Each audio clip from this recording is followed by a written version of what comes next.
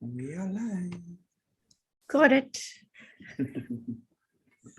Well, hello again, everybody. Good evening here from Chile, South Africa. Welcome back to Aquarius Rising Africa 2. And for those of you who haven't yet, please subscribe to our new channel, Aquarius Rising Africa 2. We were taken down a few weeks ago. I am being told in a lot of messages that you guys are battling to find us. And I know there's some kind of shadow banning going on around our channel at the moment. But please, that's why if you can just like this video, subscribe, and share. That's how we get out there again. That's how we get the algorithms up again.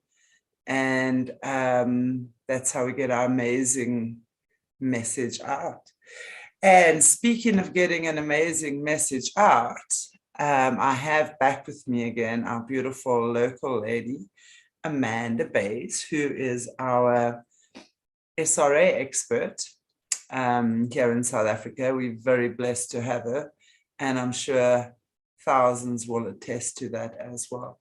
Hello, lovely Amanda. Welcome back. Happy Friday. How are you? Very, very, very well. Thanks, Chantal, and you. Yeah, also good. We don't live too far from each other. We were just talking about how this chilly weather is setting in. Yeah. Man, oh man. Yeah. Yeah. I think we're in for a long, cold winter. Yeah. Anyway, we have each other to keep the laughter warm in any event. Yeah. So we shall continue to prevail. Yeah. I loved our interview with Elle the other day, by the way. Found it very, very interesting. The way she explained the splicing of the DNA. And I think it is so important for our viewers. And just by the way, for those viewers who haven't yet, that was a super interesting interview we did with Amanda Bass and Al, I think maybe 10 days ago now. She's a high-level spliced DNA and part of the Hitler project, which we're going to be talking about now in these interviews. So for those of you who haven't watched that yet, please watch that interview we did with her. Really, really interesting. And we're going to be doing follow-up interviews with her as well over the next couple of weeks. So I think it's so perfectly timed that we're speaking with her. And we're going to be talking about the things, the Nephilim mothers, the Hitler project, that sort of thing with Amanda tonight as well. So no more babbling from me, you'll all be happy to hear. So I'm now going to hand you over to this precious lady. And what can you tell us tonight? Very interesting topic that we're going to be chatting about. Yeah. I also would like to put this foundation in place so that the viewers will have a good background of understanding, but where do the Nephilim come from in the first place? If we don't have that background, then we get a bit lost because you don't understand now why would there be Nephilim mothers today and what is it all about today. So basically that's what I want. Sorry, what is a Nephilim? I mean, I'm going to give you a good picture about that. Yeah. Okay. And Wonderful. then you can see what it's, what they look like.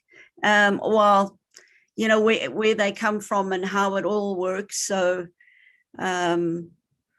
it's interesting stuff. We're going to look at a lot of pictures just to give you the background understanding, so it's going to help also the viewers to understand where Elle comes from, and how did she end up to be a Nephilim mother and what does it mean today?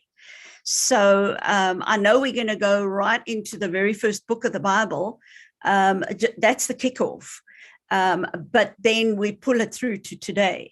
So, we're just going to tie the ends. And so I just think it's good for us to get that understanding. So I'm going to share screen. Is that right? Yeah, perfect. I've made you co-host. Good. There it is. Okay. All right. So the first slide, of course, is the ministry where everybody can find any of the material and whatever they're interested in. And here we have Genesis 6, and it's about the giants. So, and then hybrids as well, which is very interesting to see how it all fits in.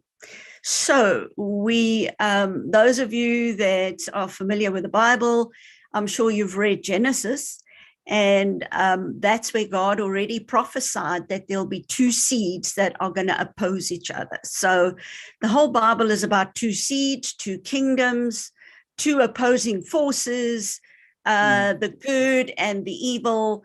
And that's basically what it is. So right in the beginning, God spoke in his word about the two seeds, which Genesis 3 verse 15. And this was after the Adam and Eve fell into sin, and God spoke the consequences over them. And he said, I will put enmity between you and the woman. And he's speaking to Satan. He's speaking to the serpent. And he's saying that there's going to be problems between the serpent and the woman, and between your offspring and her offspring. So it's between human, her offspring is human, but Satan's offspring is not human. But there's going to be a war through the ages. There's going to be a war, and especially nowadays, which we know that we're like at the end of time of this season. We are seeing a lot of stuff coming down. So where God continues to say that the one who is going to come will bruise the head of the serpent and tread on his head, and you will lie in wait and bruise his heel. Now, this is an interesting scripture, because when Jesus was crucified, and that, we commemorated this last weekend, the long weekend, which was Passover weekend, when he hung on the cross, every time he tried to lift himself up, because hanging on nails on your hands, it was through the wrist, the bones of the wrist that he was hanging, and also on his feet, you're just hanging on these three nails, then your lungs get pushed hard down, and then he would, to try and breathe, he would kick with his heels on the cross, which was rough. It was rough wood. And he would kick on his heels and try and lift himself up to take a breath. And by doing that, his heels were bloodied because of the continual pressure pushing up on the cross, trying to breathe. And that is exactly what God was saying here, is that you will lie in wait. So the serpent will lie in wait. They thought that they had killed Jesus, and then and bruise his heel. And so this is how he bruised the heel of Jesus. It's just interesting to know that it was prophesied way back. And so where do these giants come from? Let's have a look at, if we see that prophecy, there's enmity between the seeds, the good and the evil. And now we see, where do these giants come from? Genesis 6, we go way back to Genesis 6, verse 1. And it came to pass, when men began to multiply on the face of the earth, and the daughters were born unto them, and the sons of God, which are these fallen angels, the fallen angels were called the sons of God. They saw the daughters of men, that they were fair, and they took them wives of all which they chose.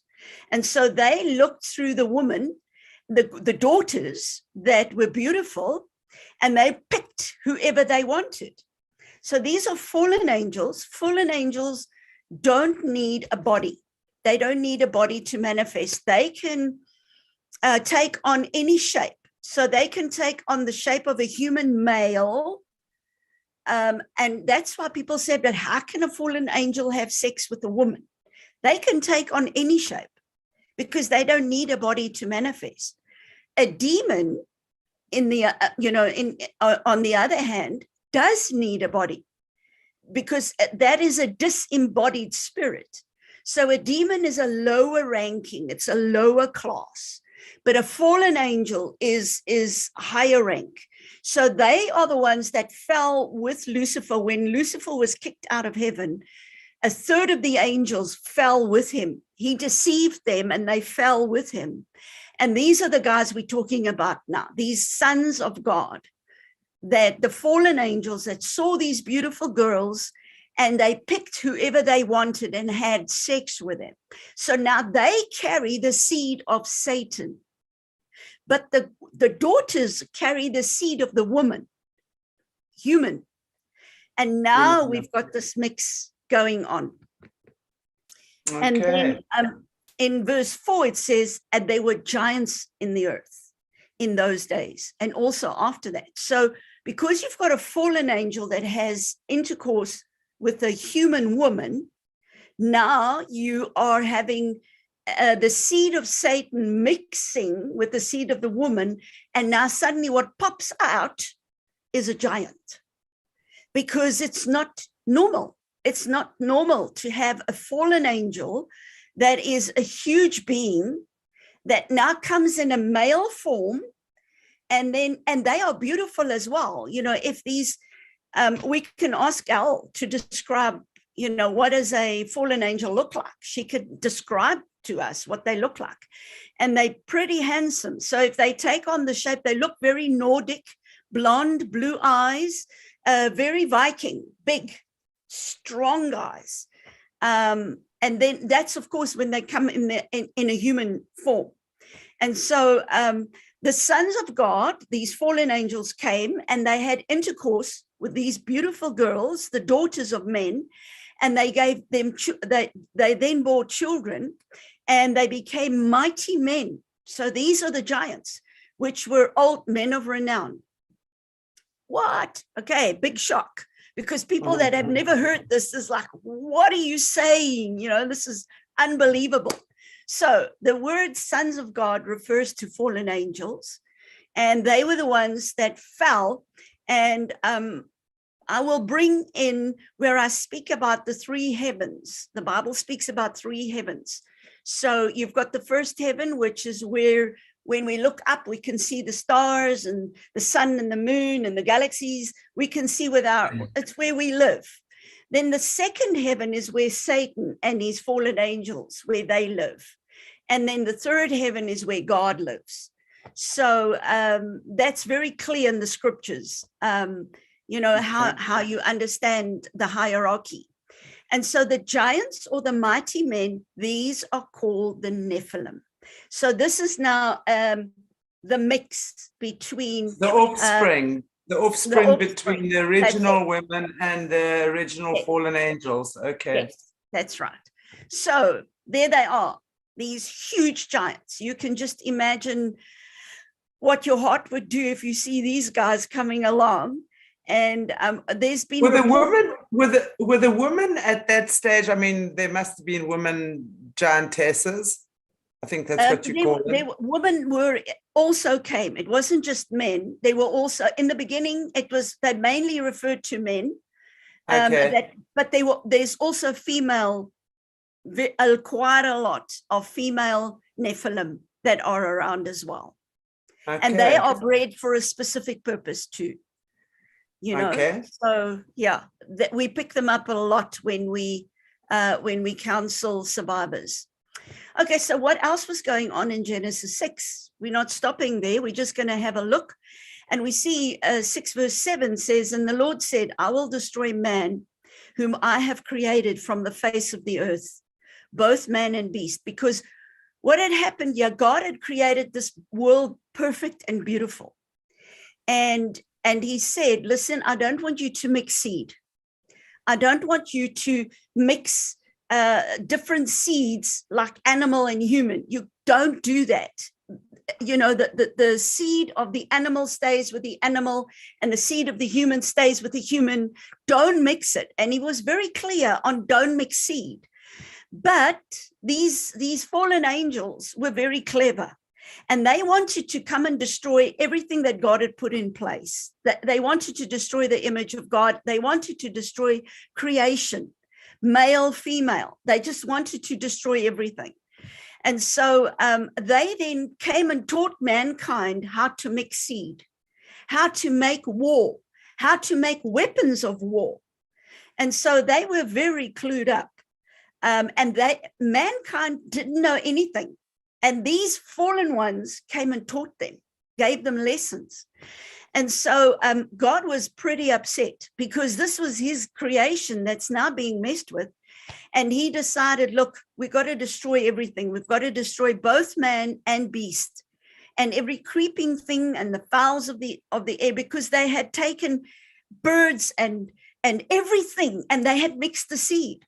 And so this, what we then got was these hybrids, what they called the Greek gods. And we're going to look at some pictures now of the Greek gods. And they called it a Greek mythology, but it wasn't mythology. It was genuine because they were mixing the seed. And it was these strange monster-like creatures that came forth. And so the question is, why did the animals also have to be destroyed? And it's because there was the mixing of the seed. So the whole animal race was defiled, as well as the human race was defiled. And that is why God sent the flood of Noah was sent actually as an act of love. And he spared a family called Noah.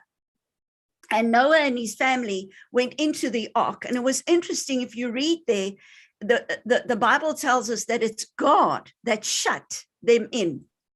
It wasn't Noah that shut them in. It was God that closed that door. And that door stayed shut until the water started to subside.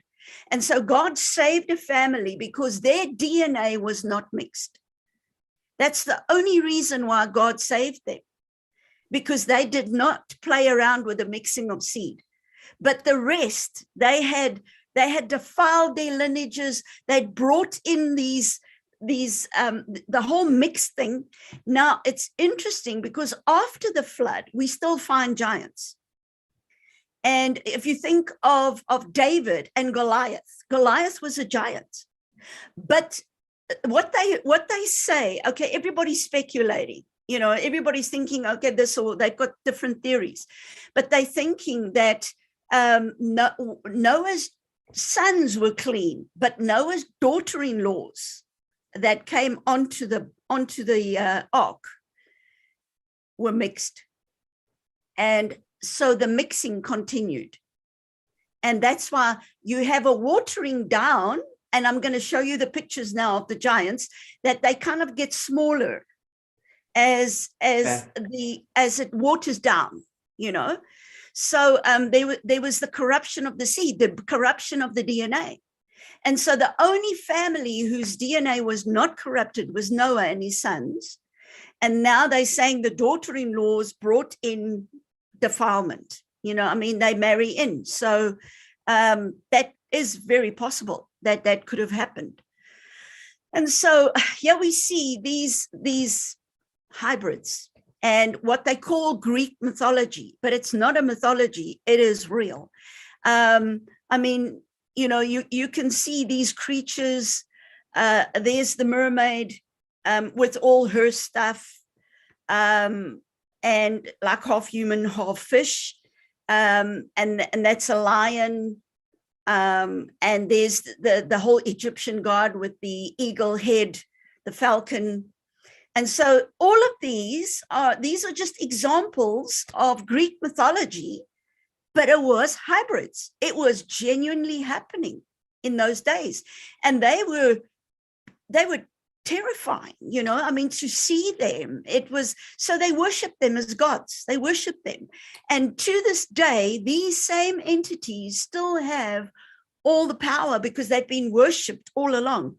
And now they're saying with the new age, they brought back the old gods of the new age, but it's old gods. It's not new. And the more ancient they are, the stronger because they have all that worship. And so that's what's made them so strong. And now these guys, these dudes, are now controlling our survivors. They are tied up. We have survivors that shapeshift into mermaids. They are linked with these spirits. They shapeshift. You've got reptilians. I mean, you know the whole thing that's going on among the royals with the reptilian race. Yeah. And so this stuff is real. This stuff is, and these entities are real. And so when you program a survivor, you get them to call on these entities, and they become like a entity of power that gives them power when they need to fight. So they become one with these entities. Okay, then we see hybrids in the Bible, and this is in 2 Samuel. Now, this is quite long after the flood, and that's why I'm saying to you that there were giants after the flood. There were still giants, and the speculation is that Noah's daughter-in-laws brought this, the DNA, the mix of the DNA happened, you know, also with us. So 2 Samuel 23:20 speaks about a valiant man of Gebzeel, who had done many notable acts, slew 2 lion-like men of Moab. And there they are, lion-like men. Yeah. So here's the combination of where they mixed the seed of a lion with a human. And this was birthed. So when they, in the spirit realm, these guys are there. They are very strong. They are very powerful. They are warriors. So hybrids are very real. I mean, the Bible is showing us that they are very real entities. 2 lion-like men. Okay, so Matthew 24. Now we want to see, what about today? What does the New Testament say? We were right back in the Old Testament.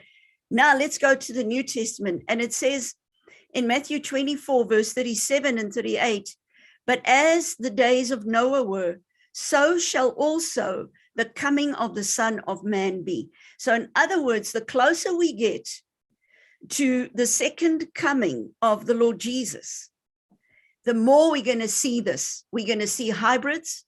We're going to see these monsters. We're going to see these creatures. They have bred these creatures. It is very well known that they have made these creatures in underground tunnels. And they have done a lot of work because Satan has got a deficit in his army. When he deceived the angels, only 1/3 fell. So that means 2/3 are with God, on God's side, and only 1/3 is with Satan. And so he's got a deficit, and he's got to try and make hybrids. So he then created this Nephilim project to get Nephilim mothers. So what he did was, someone like El and the other people that we work with, they have gone through a very special process where they have a 3rd strand DNA. You know, we only have 2 strands DNA, but for them, they have a 3rd strand, which enables them to fall pregnant with Satan's seed. So not everybody has that 3rd strand. So it's where the royals have been chosen. And they have been gone through a very special process in the creation of how they were created in an artificial womb, and everything that they did with them. They will then put this 3rd strand DNA. They give the girls this 3rd strand DNA, which then enables them. Is that part of the splicing? Is that what I was talking about the other day as well? Would that 3rd strand of DNA therefore be part of the splicing process that they do? Yes, it would be part of the ability. The splicing is also how they would take a human ovum And then they want other mothers to be added with their gifts and talents and abilities. So they strengthen the ovum. So it's not just one mother. They will then splice in other mothers that will be mother witches that will train them throughout their life. And so they will know by DNA recognition, they would know if a woman comes into their life and starts training them as a mother, but she's my mother, but she's a mother witch. And so when you look at the ovum, you're going to have the main ovum will be one mother, but then the other mothers are spliced in. And then they do a whole thing also with the men. So the mother would lie on an altar, and there will be 13 Nephilim on one side and 13 human on the other side. And she's in the middle. And then they have the Nephilim would do raping, and the male humans, the kings of the earth, because of course they're all kings of the earth, they are royal. And then they will do the raping. But they go from number 1, 2, 3, 4, 5, 6, 7, 8, 9, 10, 11, 12. And then number 13 goes again. And he's normally the very strong one. So there is a human behind every Nephilim. So you can see how they team up. So you will have a human king and a Nephilim. And so they stand, you know, the human is like representing the Nephilim is there, but the human also is like representing. So you have like a high council, and there's the 13 is always the high council.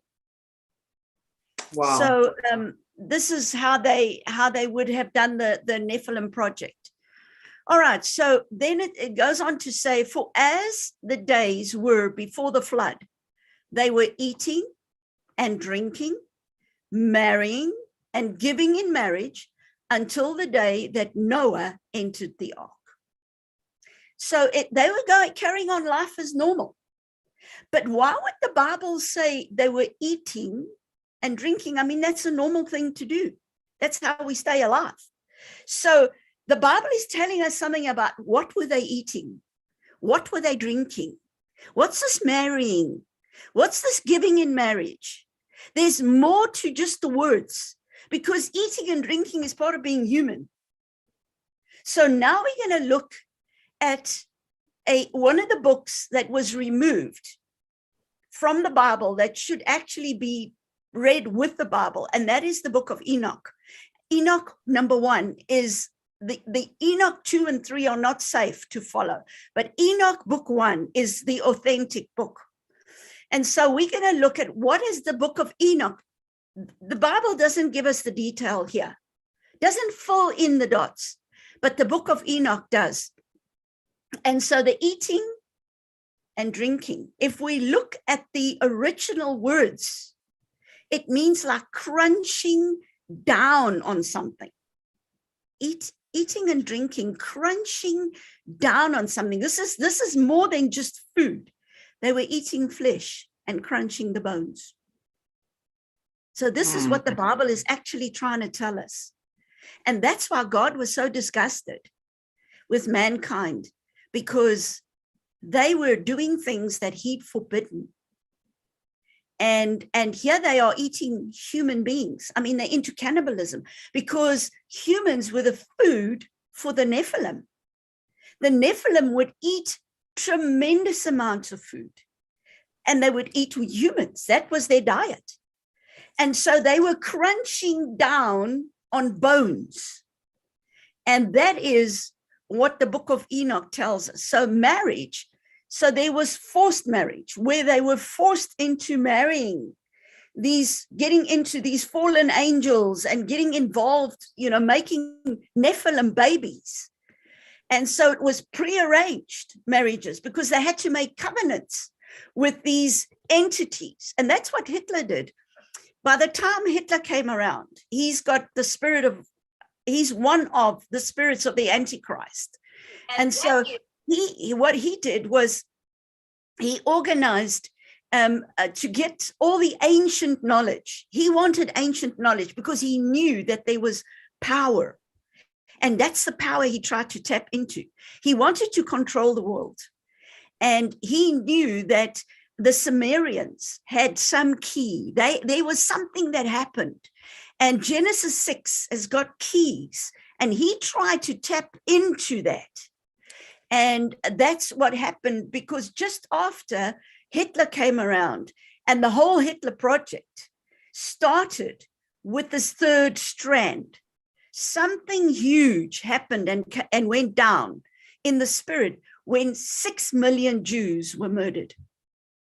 So there was enough. Absolutely, I would love to know more about that, and I hope you're going to enlighten us on that, because that was actually, to me, something that I've been wondering about for a long time. Almost feels like a mass sacrifice. I don't know. Yes, it was. Absolutely. And I mean, the Jews, because they're God's people, God's chosen people, and so many of them died, it was a mass sacrifice. And that gave enough power for the fallen angels to open the portal again, which God had shut. After the flood of Noah, God had shut the portal on Mount Hermon. If you go to Israel today and you go to Mount Hermon, which is up in the north, you will find there is Nimrod's castle. And it's a tremendously high place. It is a place where Jesus went, and it's the Mount of Transfiguration. Isn't that interesting? That was the Mount of Transfiguration, was Mount Hermon. And that's when Jesus said, to Peter, on this rock, I will build my church. It wasn't on Peter, because that's what the Catholics have made it, that it was Peter. It wasn't on Peter. It was on his word, on what he spoke. And he said, you are the Christ. And he said, and then Jesus said, it's on that he's built his church, on what Peter had testified to, that Jesus is the Christ. He's the one that was to come. He's the Son of the Most High God. And so he went to the Mount of Transfiguration. And at the Mount of Transfiguration, if you go to Israel now, you can go there, and there's a god that they worship there called Pan, who's the goat god, who is the same as Baphomet. And so that's what they worshipped. And at that mountain, Jesus broke that thing. And at that Mount of Transfiguration, and that is where Moses appeared as well. And they said, oh, well, let us build a hut, let's stay here. But the Lord said, no, there's work to be done. And so he was doing a very powerful thing on the Mount of Transfiguration, which was Nimrod's castle. And the portal was shut, but it opened up in our time after all those Jews were killed. There was enough blood to open up that portal again. And when they opened up the portal, the fallen angels came through, and our generation of the Hitler Project was then birthed. And that's why... That was 1944, right? 44, they started with it, yeah. Wow. Because the war ended in 45. So, that's when it was all done. So that's when everything was put in place, because that portal was open. And now it's very dark. If you go there, it's very dark. You can sense the darkness when you go there.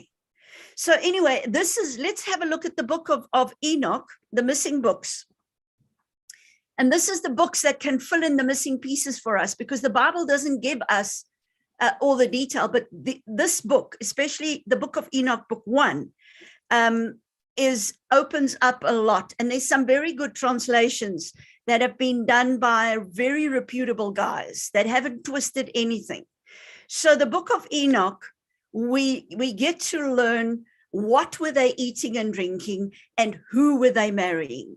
So we're getting a bit deeper in here so that we can understand what was going on. So it is the Book of Enoch, which is book 1, chapter 7, verse 1 to 5. And we see, and they took wives for themselves. So we've just read that in the Bible. You know, we see the fallen angels took wives for themselves, and everyone chose for himself one each. And they began to go into them and were promiscuous with them. And so, of course, there was a whole lot of sex going on. And then we see, and they taught them charms and spells. Up until then, mankind knew nothing about witchcraft. They didn't know anything about the occult, but the fallen angels were pretty clued up. And so they were the ones that came and taught mankind all about charms and spells. And they showed them the cutting of roots and trees. In other words, the making of potions, you know, the whole thing with potions where they do all sorts of witchcraft potions.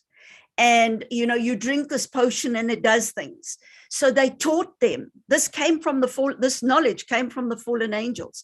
And the girls became pregnant and bore large giants. Now, this is word for word exactly what we read in the Bible. It's parallel. It just gives us what the fallen angels were teaching mankind.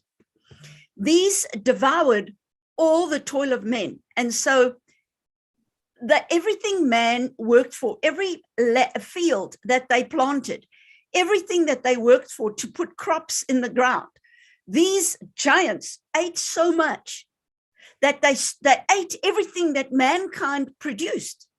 So there was no food for man because these giants were just taking over. And the giants then turned against the mankind, in order to devour them. Because now men didn't produce enough. And so they decided, right, now we're going to eat man. And so, I mean, what chance do you have against the big giants? And then we see, and they began to sin against the birds and the animals, against the reptiles, and against the fish. So what sin? They started to have sex, and they started to mix the seed. Exactly the same as what we've just seen in the Bible. This Book of Enoch is confirming. Now, they didn't just sin against mankind, but they started to use the animals that God had created. And they devoured one another's flesh and drank the blood from it. And so that is what they were crunching down on. That's what they were eating. They were crunching the bones of babies. And, you know, when I was teaching this, one of the survivors came and said, oh, it's absolutely horrific for her to hear, because she then had flashback memories of them having to eat little babies and crunch on the bones of the little babies. And that just brought it all back to her. It was very triggering. Wow. Okay, and then we see what a shock. I mean, come on, this is horrific. This is what was going on in those days and even today again. And so we see the line of Esau, and we see that God was never pleased with Esau. He was this one that Jacob brought a sacrifice and Esau brought a sacrifice, but God accepted Jacob's sacrifice, which was from the work of his hands. But Esau, it was what he brought, what didn't please God. God wasn't pleased, but Jacob's heart was at the right place. Jacob grew up understanding God's heart, and he brought what God wanted, but Esau didn't. He married a Canaanite, which was, God said, don't intermarry, because the Canaanites had mixed their seed. And so Esau goes and marries a Canaanite. So now his DNA and his offspring are going to be mixed. And the Canaanites were part of the descendants of the giants. And so God wasn't pleased with Esau. Esau wasn't obedient when God spoke. So Enoch chapter 8, verse 2-4 says, and there arose much godlessness, and they committed fornication, and they were led astray, and became corrupt in all their ways. And so the Book of Enoch is telling us how horrific life was on earth after the fallen angels had come and just mixed seed and messed with the animal kingdom, messed with mankind, and really just upset everything that God had made. And what we are seeing today is they are doing the same thing in our time with transhumanism. I'm going to get there. With transhumanism, transgender, everything trans, everything God put in place that God gave order to, they have come to overthrow. They hate God with a passion. And so they're trying everything to upset whatever God put in place. And so here's some names of the fallen angels. Semjaza taught enchantments and root cuttings. So he was into the potions. Aramaros, the resolving of enchantments. I mean, mankind knew nothing, but these fallen ones came and taught them how to make these potions, how to make the magic, how to make these things work. And Baraquel taught astrology. Isn't that interesting? So he was the one that came and taught mankind about astrology. Kokobel, the constellations. Ezekiel, the knowledge of the clouds. Araquel, the signs of the earth. Shamsiel, the signs of the sun. And Sariel, the course of the moon. And so the mankind was now being trained and taught how these things work, how they can draw power when there's alignments of planets, when the orbits go round, how to prophesy into the sun and the moon and the stars and get it to speak over mankind, all negative stuff, to shut down businesses, to shut down the world. So they taught mankind a lot of stuff. And this is what Hitler was after. He wanted this knowledge because he knew there were secrets that wasn't around. And he actually hired 1,000 Tibetan monks to sit and chant in Berlin. Chant and chant because he was losing the war. And he wanted them to chant, to call up the entities and to commit all their black witchcraft, their black magic powers, to try and get him still to win and to take over the world.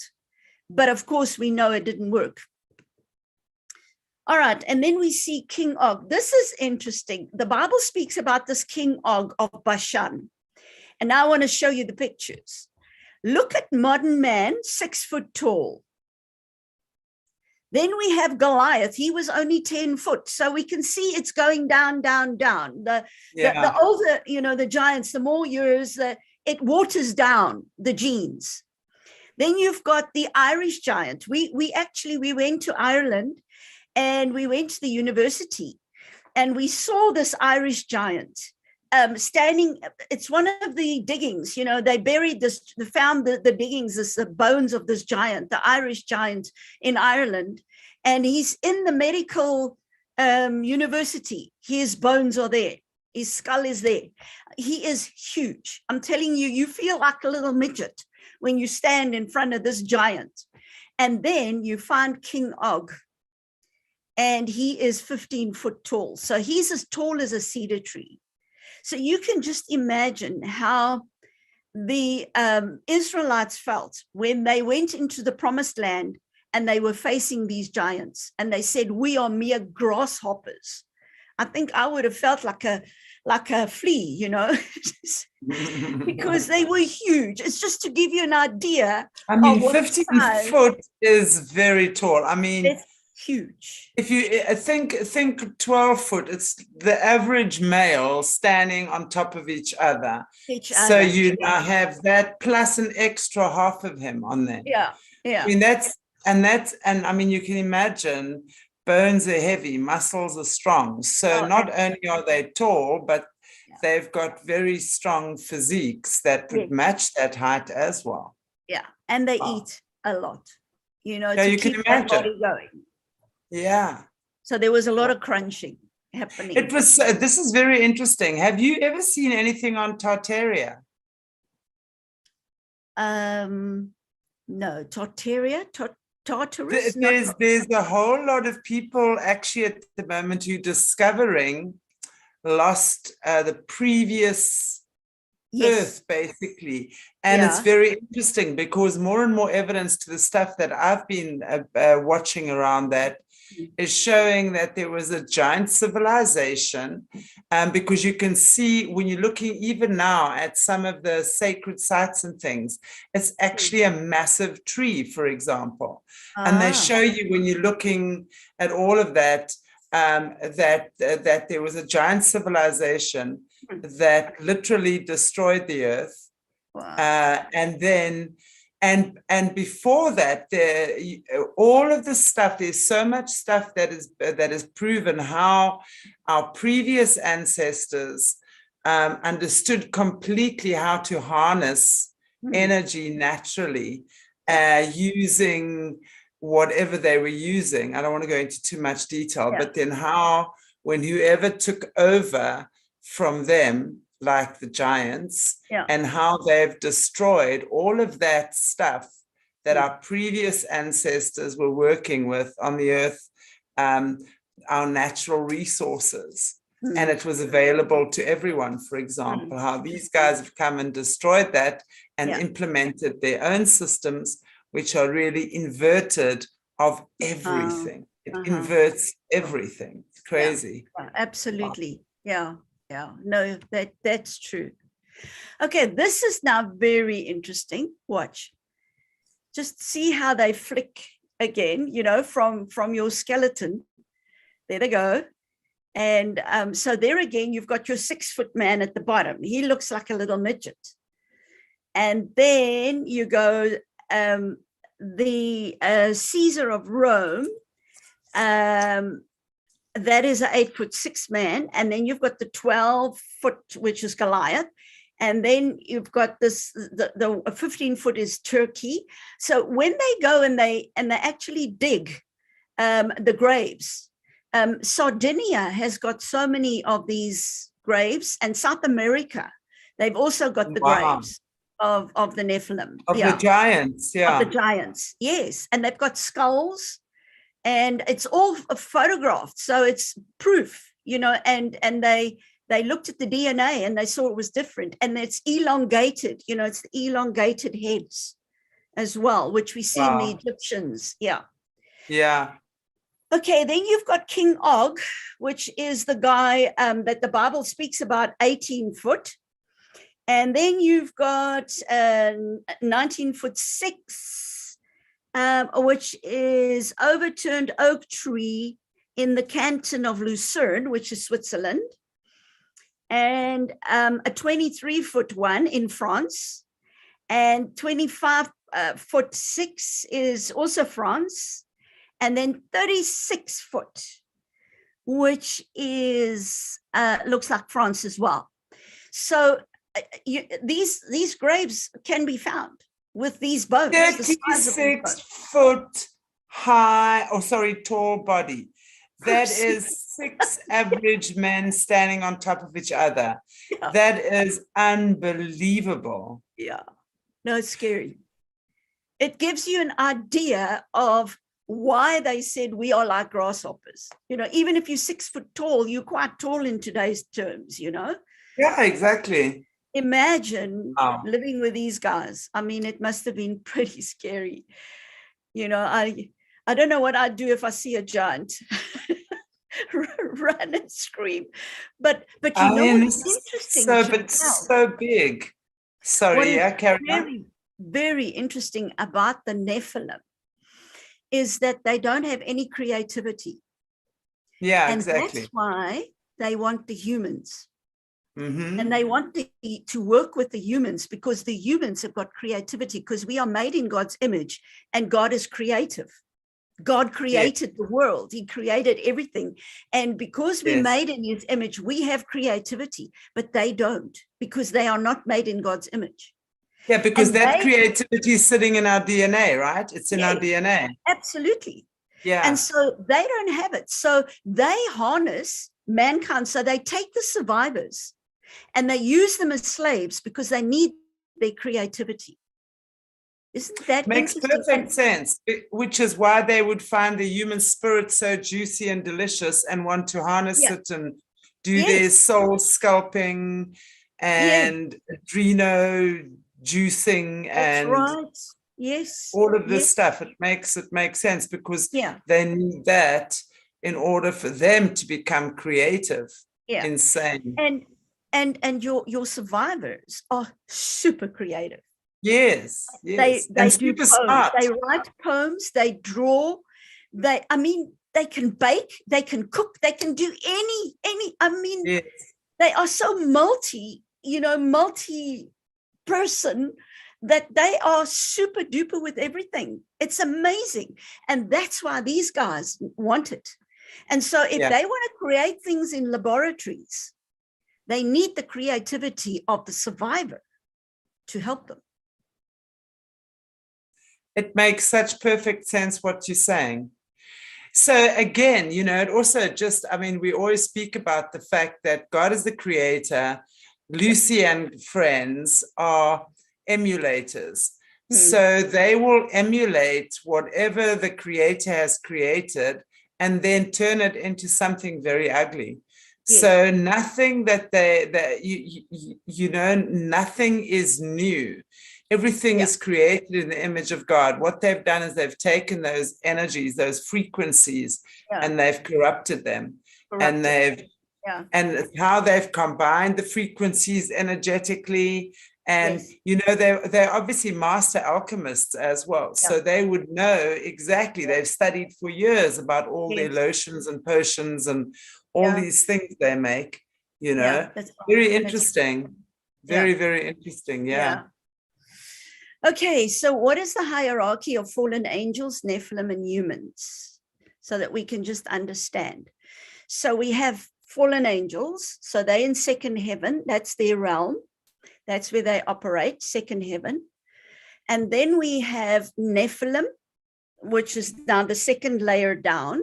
So your higher ranking, they've got the highest ranking army-wise, the fallen angels, then the Nephilim, and then the humans. Okay, so that's your Nephilim is half human, half fallen angel. So they still the seed of Satan.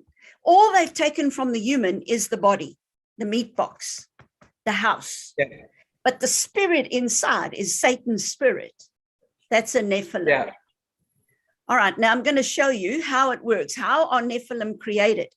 Fallen angels sleep with the woman and impregnate them. And then they bring forth Nephilim. Does that make sense?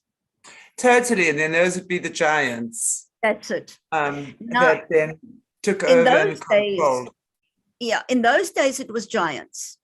Today, they have perfected them, that they look exactly like us. They look exactly like us. So they're not giants anymore because they've got to fool mankind and they've got to take positions of our society. They've got to be in media. They've got to be in education. They've got to be in every walk of life, medicine, everywhere. They are there and they look exactly human. Wow. So yes, it makes perfect sense. It makes perfect sense. And I know there's been a lot of talk around our communities around Nephilim in the last year or two. People have been, especially like Jesse, and I know Bryce as well, has gone into it quite a bit. I was a little bit confused as to where they were because I was like, okay, so where are these giants now? They must have died out then. So it's interesting now that you've just said to me that they've actually perfected them to look like the human being. Project, the Hitler project with the third DNA strand was so that they will give birth. Now they're only pregnant 4 months. So they're not 9 months pregnant and they grow very, very quickly. So they will, the young lady will give birth to the first Nephilim at the age of 12, 13. She gives birth to her first Nephilim. And now, who impregnates her? Is there a specific sperm donor? A fallen angel. So it would be a fallen angel that would then either through rape or artificial insemination would then impregnate her. It's rape. They've got the royals get raped by Satan himself. And they if they explain it to you, they don't have words to tell you what it's like. It's like you disintegrate as a human being completely. Your cells, it's like you explode. That's what happens when Satan impregnates you. Because remember that the hybrids, that the Nephilim is his seed. Yes. And so you will have a fallen angel that gets assigned when the sperm and the ovum come together, when they decide they want this baby. And who's the sperm donor and who's the ovum, and how they're going to who's the blueprint plan. This baby has to become a nurse, in medical, whatever, or a doctor, because we need to use them to do programming, and we need doctors to do the programming because they know how to resuscitate them and do all sorts of things. So they will determine their career. That, like I said, I think we spoke about it with Al when I was sharing that, you go into a direction and you can become even a therapist. Yeah. But you are a program therapist. So any person coming to you that wants deprogramming, that wants to get out of the system, they will just put you deeper back. They'll program you deeper. That's their job. Yeah, exactly. So what happens is that this girl, when they plan them, there is a fallen angel assigned over that child. And then when that child is, when she gets, that fallen angel watches over her the whole time. So when she becomes 12, 13, and she goes through a ritual where she then says the 5 I wills of Satan. She identifies completely with Satan. And then when then the impregnation takes place and she gives birth to her first Nephilim son. But what has happened is the fallen angel has now become flesh. Yeah. And it's the whole Babylon story of Semiramis that gets pregnant with her son, Nimrod, Tammuz, and she births. So every survivor, royal survivor, becomes a Mary who gives birth to a savior who's a Nephilim. Wow. Same story. Copycat, same story. Wow. And wow. That fallen angel enters her and becomes the baby. Yes, exactly. And then when she gives birth to him, it's her first son that she gives birth to. And then he grows up. Okay, she's pregnant 4 months. So that means she looks like at school, she's putting on weight. She's just putting on weight. But she's not full term. I mean, not full belly pregnant. They take that baby out, and he then gets raised in a Nephilim creche, and he grows up very quickly. So then she's 12, 13. By the time she's 26, he's a full-grown man, and she marries him. Wow. So then he becomes her husband. So she's a mother at 13 and a wife at 26 to the same fallen angel who's now a Nephilim. That's just gross. It is gross. It's very gross. And that Nephilim controls her every moment of her life. She has sex with him every single day. She gets totally addicted to sex. Totally addicted. and to break that addiction is very difficult, because the level of sex, the ecstasy that he gives, no human man can give it. So she's totally addicted. And we had this one girl that would go to the toilet like 8 to 10 to 12 times a day and masturbate. And when she masturbates, he's there, he's with her, and he takes that energy. And she thought it's normal. She thought everybody does it. She didn't know it's not normal. But that's the addiction. That's how strong they've made these women addicted to them. And to break that is, I've sat in deliverance. I'm telling you, it's quite hectic to get to break. I can imagine it must be a crazy. So this Nephilim can actually shapeshift himself into human form as well. He's human. So, remember, he's a Nephilim. Yeah. He's in a human body. He's human. Yes. Okay. I'm gonna show you some lookalikes. Not today, but when we carry on, I'm going to show you some photographs of lookalikes of Nephilim, of what they look like. And you can see they are pretty human, pretty normal. Wow. So what you're saying actually is that Nephilim walk amongst us in a very human meat suit, and we actually wouldn't know the difference between them and our fellow brethren. That's right. Whereas 100 or 200 years ago, we might have seen a giant. Now we're seeing a normal. Now we're seeing a normal human.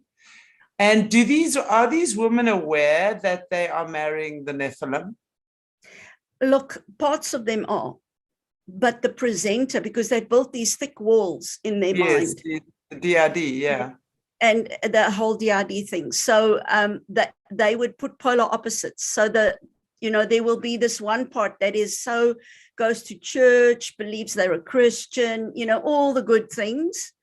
But then on the back burner, there are cult aligned parts that are very active. And to try and break the addiction with that Nephilim, he's her husband. She loves him. He gives her gifts. So it is very hard for her to, we ask God to show her, what does he really look like? And then she gets a shock. Because he's obviously, his spirit must be very ugly. Ugly, and very ugly. Compared to the physical body, because I'm sure he would then take on quite an attractive shape. Absolutely. Unless your name is Klaus Schwab, I'm sorry, there's nothing attractive about that man. I think that's what a Nephilim looks like. Like Klaus. Yeah, but they really, this is one of the toughest. And normally we only break this like at the end, because they are so connected with this Nephilim. It is unbelievable, because that's all they've known. That's all they've known is this addiction. This is so interesting, and I'm really loving the information you're giving us around this. It's amazing. That's good. I hope it helps. Yeah. Okay, so now what about today? What is going on today? We need to understand, as in the days of Noah. And so this is then the scriptures, Luke 17:26 and Matthew 24:37. And when the disciples sat with Jesus and they said, how will we know? When is it the last days? And he said, and just as it was in the days of Noah, so it will be in the time of the Son of Man. And I think with the background that we understand now, we can see things happening around us and understand this must be coming to the end very soon. I was actually going to say to you, I wanted to ask you your opinion, because isn't that, with this whole, like when we're going back just to the beginning of time and the fallen angels and the infusing of the DNA. Isn't this interesting? Because it sounds very much on a similar level, except now where we're at, there's a lot more advanced technology that they're playing with. But it's almost like a similar thing now, you know, with this zab, zab, zibbity doo that you know, and interesting. I mean, I wouldn't mind at that, you know, since we're on the topic, on the whole thing about the snake DNA. You must have heard about this whole thing. Yeah. I'd be interested just to know, especially since we're talking about this, and you know that the snake sort of represents the original serpent, the Adam and Eve, and obviously Satan as well. Well, I mean, in Africa, you look at all the African, I can't say all, but many that I know, the African religions and stuff, the snake god is the representation of Lucifer. And that's why a lot of African people are so terrified of swimming. I didn't know that until recently. I was speaking to my nanny, actually, and she told me that. And and of course, the snake god. So there's this whole snake thing. And obviously the organs, it's not just that they're trying to infuse it into the DNA or trying to, you know, get it in, but it's more like the venom, the effect it has on the people, and the effect that people are having, as well as I'd be interested to know about that. What is your opinion on that, since we are on that topic? I do believe that there is deception, and I think that's been proved, you know, with this world court, the court cases going on, and so there was definitely deception, and a lot of lies that was told about it. The truth was not, you know, given, and now that if people actually die, their insurance won't pay out, and they say no, they see it as suicide because you made the choice. But I mean, that's not what we were told. We were told you were told it's mandatory. So that's no choice. Now they're saying if you die, you know, from it, then your insurance is not going to pay out. So I mean, how fair is that? That's deception. That's absolutely lies. You know, absolutely. So we're back with the garden and the serpent, you know, the serpent in the garden, and that's where we are. So it's just interesting, very interesting. Just pretty sad that we've got this far. But I mean, it was prophesied that this is what's going to happen, you know. So all right. So is there any evidence in end time prophecies about in our days, today, in the days of Noah? Yes, there's an important clue that is given in the book of Daniel that explains the statue that this King Nebuchadnezzar, who was not a believer, he had this dream and he saw this image. And this is the image that he saw, where there were different time periods. And so you see the first one with the head of gold was Babylon. So that was the first empire, that was Babylon. The next one was silver, and that's Medo-Persia.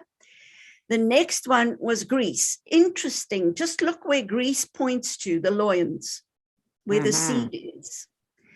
And even to this day, the gods of Greece are still all over the place. You know, they very much still going in our midst. So that's the multiplication of the seed that's spread all over. And then you've got the iron, which is Rome, and then you've got the feet of clay and iron, which is Europe. Isn't that interesting? So this was the image that Daniel saw. And it's interesting when you listen to him, God tells him, I'm showing you things, but keep it locked up, sealed until the end times. And so there are seals of Daniel opening up in our day. And we're starting to understand things that we didn't understand before. Makes a lot of sense. So the feet refer to Nephilim and human. Clay is human, and iron is the Nephilim. Okay. The Rome was very much Nephilim nations. It was still from the Nephilim nations.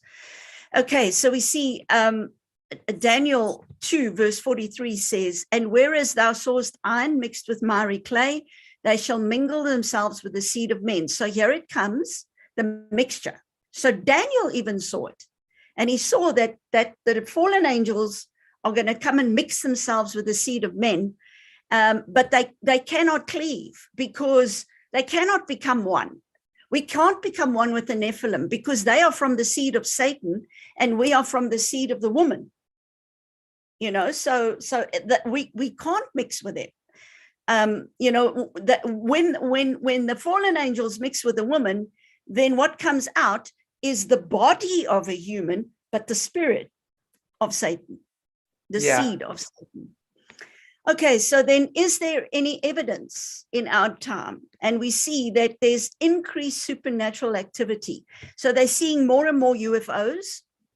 They're seeing a lot more stuff. People are being picked up by UFOs, motherships. They're being taken, sex experiments are being done on them. They are harvesting their eggs. They are doing major medical experiments with these people. When you listen to the interviews, it's quite scary what they've been subjected to, which is the whole mingling of the seed. So they will take the seed from the woman and even harvest men, you know, the sperm of men, and then play around with animal, play around and see what monster will come forth. And so in underground tunnels, in underground bases, there are these monsters in cages. And people have been in there and they've seen them. Yeah, they have. And so transhumanism is rife. It's where they take super soldiers and say they want them to have very good eyesight. They will splice them in with a cheetah. I don't know if you know, but a cheetah's eyesight can see 4 kilometers, sharp, clear. The speed that they run. A cheetah is amazing, absolutely an amazing animal. And so what they've done is they've spliced in animal with human, and they've given them super duper night sight. They've given them speed that is not normal. And they've just mixed man with animal or man and machine. And so they've given them bionic legs. And they just not human anymore. And so you've got super soldiers that, you know, your spy work, like James Bond, is the old-fashioned way of spying. And they have these watches, you know, that are actually recorders. And you know, all that stuff. That's old stuff. That's old technology. But today, they remote view. They've got very high intelligence, so they can scan things, you know, just they remote view. So it's not astral, they actually remote view into the enemy's camp, go into their files, get what they want, and come back and give it to their bosses, their generals, whoever. And so it's a different level ball game completely because of technology. So it's so technology, what we're dealing with. And it is at such a level. It is really I do believe that. Yeah. Singularity, GMO foods, you know, and we're eating this and we're wondering why there's such an increase of cancer.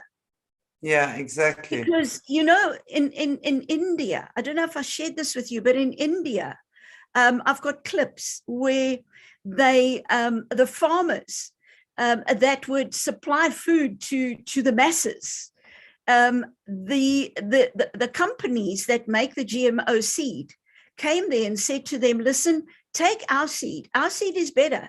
You're not going to have the different bugs that get into that seed. Our seed will not be attacked. So give us your organic seed, Genesis seed that God made, and you take our seed, which is now genetically modified, and you'll see you'll have better crops.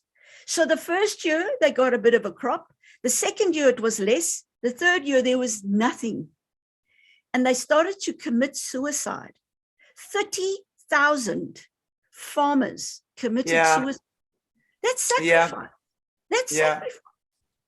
You know, just because of this GM seed. I mean, we should go back to Genesis and get the original seed, because that's where the food is. And so you get seedless grapes, you get seedless watermelons, you get seedless. There's no seed to reproduce. Yeah, exactly. So that's not God's food, because God said his seed would be in the fruit. And that is what makes the next generation. Exactly. And so you have humans that have a low seed count now. So the woman can't fall pregnant because we drinking wrong water and we're eating this wrong food. Yeah. And, you know, so we're having cancers and all sorts of problems because it's done on purpose. Yeah, it's done on purpose to make us sick. Yeah, exactly. Okay, so how have we been infected by these fallen angel genes? This is quite an eye-opener. Can you count how many toes do we have here? Jeez. So if you see somebody that's got 6 toes and 6 fingers, the next one, 6 fingers, you're dealing with a giant bloodline. Wow. And we have ministered to families that have the 6 fingers. They could have here on the side, they have an extra little finger or a toe on the foot, an extra little toe that comes out, number 6 comes out. And what they do is the baby is just born and they'll nip it off so that they'll only have 5, but they can be the number 6, which shows you that there's been a mix of the genes. Yeah, wow. So those families suffer spiritually quite a lot. There's quite a lot of baggage on them, on the families. So this is also very interesting. There's an X-ray of the 6 fingers. Do you know that the Queen Victoria, just go and Google and see who had, of the royals, who had 6 fingers? Pretty interesting. Wow. Okay. Yep. All right. So Hollywood and pop culture, as in the days of Noah. So this is the mixing of the seed. And Avatar. This was a mix. And these are the movies. I mean, this is what we're watching. So Hollywood knows more about this than what we do. Of course. They clued up.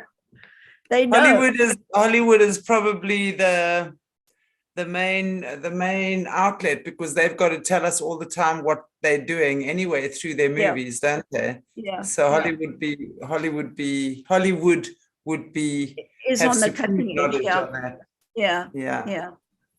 So there's really a dark agenda with Hollywood, because they get into your homes, they can mess with our minds, you know, they can expose us to all this stuff. They've got our children, you know, how they've messed up our children with all the computer games and things. Yeah. So absolutely. we've got these gods, you know, Thor, he's got a hammer. There's his hammer. And if that spirit, many times when we pray for people and they get cracking headaches, it's because it's Thor that's hit them in the spirit on the head, and they have splitting headaches. So these entities are pretty real. They are really manifesting in our world. X-Men with their wings. We've got some survivors that do the shape-shifting. And the one girl was telling us she suddenly felt something going on with her back, you know, it's like pain in her shoulders. And the next thing was pop. And she looked, and yeah, these wings were. So they had worked with her since she was a baby to be able to shapeshift like this. All right, splice. There we've got the mouse with the human. So, I mean, these movies have been going for how long already? That they know that this is happening. They're splicing. Yeah, they're telling us all the time. They Yeah. normalize it. Yeah. Yeah. Yeah. So there you've got the wings in. But we are not to fear. The whole thing is, even if you see this, it's fascinating, but also some people can be very fearful. And the whole thing is, we're not to fear.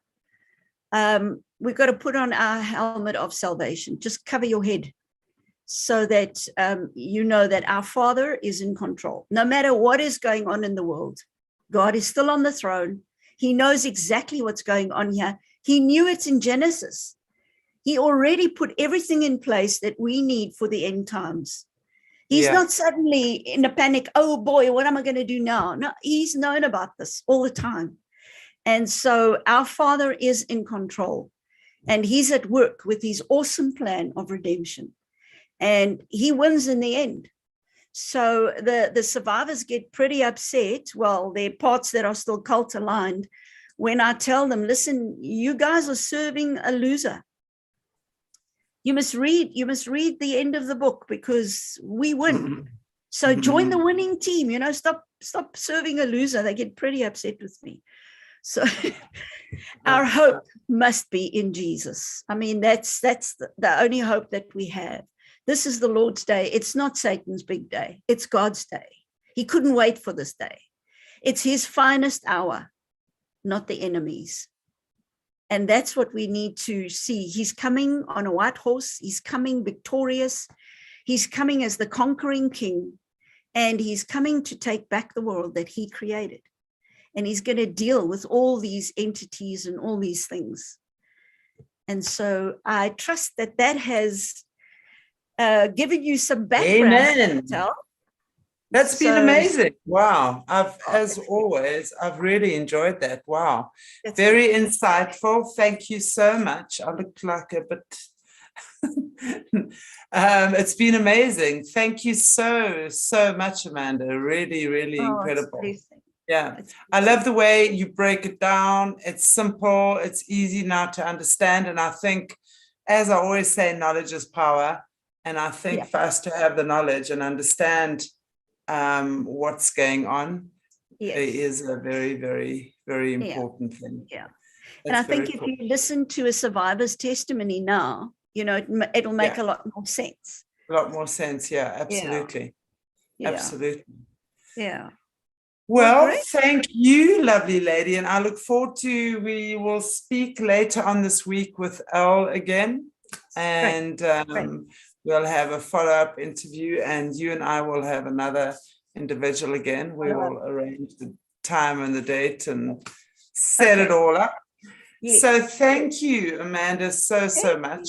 Is there anything in closing you'd just like to say or share with our audience? Yeah, I think, it's just to keep your eyes open and be aware. And things that you see on movies, don't think this guy's got one huge imagination. This stuff is very real. Absolutely. And, so just be awake and alert, and there's no reason to fear. If you know God and he's with you, he won't leave us, and he has the final word. So it's just a word of encouragement. In spite of all this darkness and all this stuff, Satan's not going to win. So he's trying pretty hard. It's just a matter of time. We understand it. We just got to get through it. We are the ones that we ourselves have to stand up, and we've got to awaken. We've got to shine our light. And that only comes through understanding, compassion, love, and understanding what's going on, and not turning a blind eye and running off into the hills and pretending things aren't going down, because they are. They are. It's true. Okay, guys and girls, I want to say thank you so much, Amanda, for being with us again. And to our audience, thank you so much for watching. If you haven't already, please give us a like, a share, a subscribe, leave us a comment, and share, please. This is such important information to get out there. And I think I've already asked you, but if you haven't already, please give us a like and a subscribe to our new channel. Really appreciate you being here. Happy weekend. It's Friday night here for us. God bless you all. Take good care of you. And we shall see you very soon. I'll see you tomorrow night with David Zublik.